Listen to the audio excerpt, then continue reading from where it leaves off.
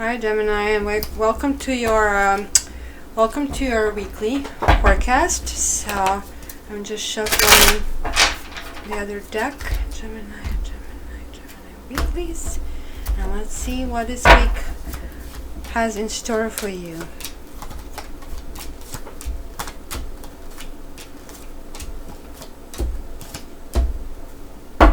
Bottom energy, feeling left in the cold, being excluded from the others. Let's see why is that. Okay, starting point. Starting point is heart-to-heart conversations. You will be talking about with someone, honestly discuss your feelings with each other. If you're coupled or if you're not coupled, you will be talking about the commitment, you'll be talking about the teamwork, you'll be really putting things on the table. So for Gemini, who is basically likes to debate and connection, that's important. And what is coming in a way and what is an obstacle or seeing an obstacle is children. Your love life is being affected by children. And see, here we have that kind of destructive energy from the cats, that things are just like falling off, being broken here, anything that can go wrong. This is 3 of sky energy. So then you have a 3 here as well. I'm wondering if there is a 3-party person here and children, and you feel maybe that somebody was acting like a child, spoiled or self-indulgent. So let's see. The energy you're bringing to this week is calling in your soulmate. Your prayers, affirmations, and visualizations help bring you together. And then you have the consequences, right? So you got tangled up into something and now you're trying to get yourself out of trouble, right? So, the more you kind of struggle, the more you'll get in. So these two things together mean, you cannot find a solution outside. You cannot call that soulmate if you don't have the clean slate. People feel if you still have, strings attached, and you cannot sit. I know that you have the sign that kind of has the 2 faces and pulling in different directions. This is literally Gemini kind of doing the two things. So what are you bringing from the past?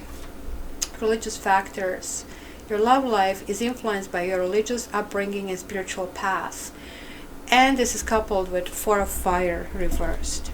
So what does this say? It says that in the past you felt that your happiness, or even maybe the lack of happiness, is because you're sticking too close to the home, meaning you're not exploring enough different people and different attitudes. And you don't want to be constrained at this stage anymore by some limitations.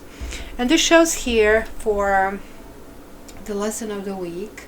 Your homework is love yourself first.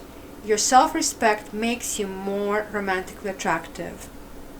Gemini, you guys have problems with that because you are always trying to be a devil's advocate. And if somebody tells you love yourself first, you say, oh, just wait a minute, what about this other person? See, don't worry about it, because the coupling card is the wheel. And you see the kitty is playing with this nice little strings, so which means that one point can be up, another point can be down. So love yourself first is not necessarily an easy task. That means you have to love the parts that you don't like and the parts that you like. And that's your lesson for the week, an entire dedication. Here, this is confirmed. You have 9 of Earth, which is the ultimate card of enjoying being who you are, right? You see, this is kind of grounding yourself on kind of earthy level. You have the food on the plate, you have the internet, you're listening to this video, and you have the self-respect, and you're also pampering yourself. So you're saying to yourself, look how great life I have. Kings in the past lived like this, and now I'm living it like this. I'm feeling so comfortable. And then this is coupled with, this could be the one. You have already met the romantic partner you seek, and yet it's a single.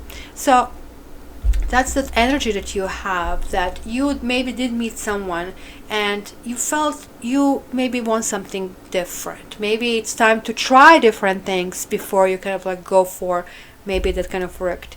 And this is why you're a thorn. You're a thorn between it. And that's why by extending this love to yourself, and even if this is a bad part of you that you decide, you know what, I want to be kind of pattern breaker. I want to be with person who has like 5 heads. And I know everybody will tell me it's going to be difficult, but that's what I want. You see, this is what got you before, and the consequences that didn't stop you. You get in trouble by trying different things, calling your soulmate. And I think that's the flavor you're going to have. So, how do you feel about yourself right now? You don't feel really great. You feel to a point that, deception. Someone is wearing a false self-mask in this relationship. And the Tower. So you feel that you have parts of yourself, Tower reversed, luckily. You feel that parts of yourself that are not that great. You have parts that you're not extending yourself properly, and like it's a kind of two-faced kind of a thing over here, and you actually even have 3 people over here. And because you're that way, when you talk to other people, when you communicate, you're also never certain to what extent they are that, to what extent they are not communicating properly, to what extent they are hiding their true feelings. And deception could be sometimes even not saying things.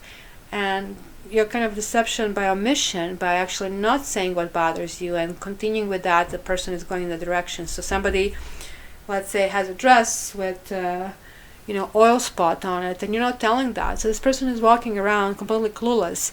So where basically it would be better to say this is what it is so you can deal with that.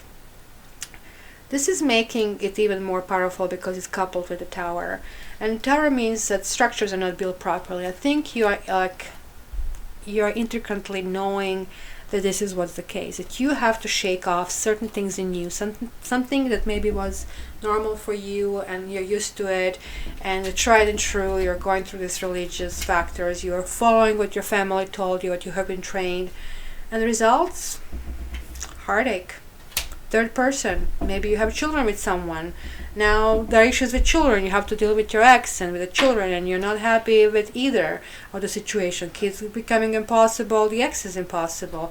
Or this could be a project that you cannot attend to because you have the other obligations, or somebody is creating problems in your life.